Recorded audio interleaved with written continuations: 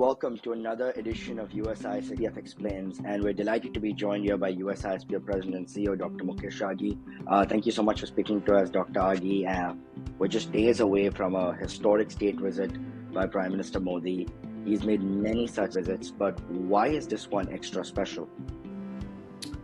Well, I think one is this is his first state visit. That's one. Two, he will be speaking to the joint session of the Congress. It'll be the second time he'll be speaking. But more important is the position of two democracies, their economy, the geopolitics which is taking place, has an impact on some of the issues which are going to be discussed on the table. It would be defense, it would be economic, it would be technology, it would be basically issues on visas. So I think there is a momentum between the two countries. There is a momentum on the trade side. There's a momentum on geopolitics side. There's a momentum on defense cooperation. And so you see a lot happening which will have an impact, a pivotal impact for the next 20 years of this relationship. You know, this visit, you just touched on some of the commercial relations aspect, the trade aspect, especially from the focus from Washington, New Delhi. The focus has been to rebuild resilient new supply chains in the post-pandemic. They're working on critical and emerging technology, climate, and a possible new jet engines deal. What is the significance of this deal, particularly for both India and the United States? Well, you have to understand there is a mutual dependence on critical supply chain. For example, 30% of the generic drugs which US consumes, they come from India, but 70% of the API for those drugs for India, which comes from India, comes from China. So you need to de-risk that and make that supply chain more resilient. India is looking at a self-sufficiency in defense area, and its civilian aircraft market is growing 20% on an annual basis. So it's looking for manufacture of jet engines. And if the GE deal gets announced, India will be the fifth country in the world which will be making hot jet engines for planes.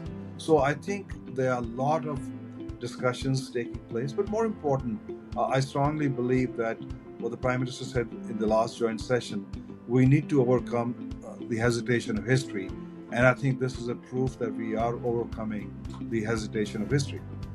Yeah, I mean, hesitations of history was such a term from back in the day, and now India and the United States, as you said before, have to be the most critical strategic partnership of the 21st century. And one of those is towards the Quad and free and open Indo-Pacific.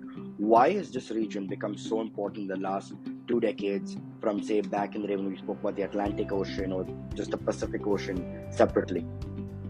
Well, you have to understand the rise of China and assertiveness of China basically has sent a message that the Asia Pacific is their sphere of influence.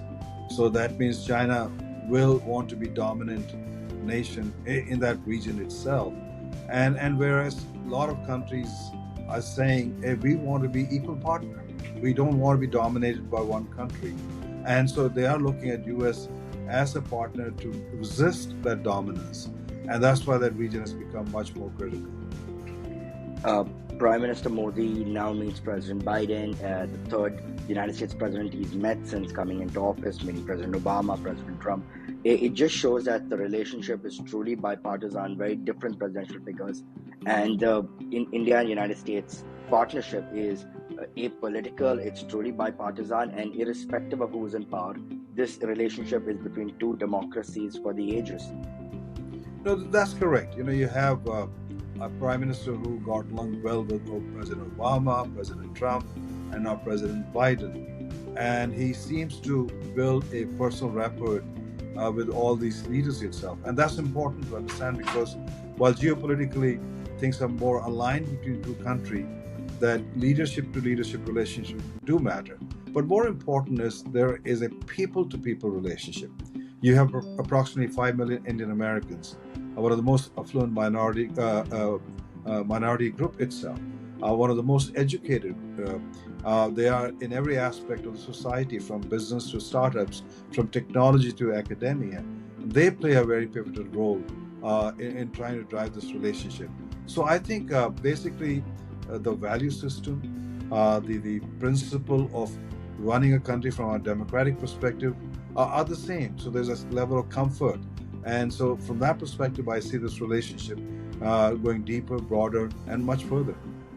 Well, we look forward to speaking more with you when the state visit happens. Thank you so much for your time. Thank you.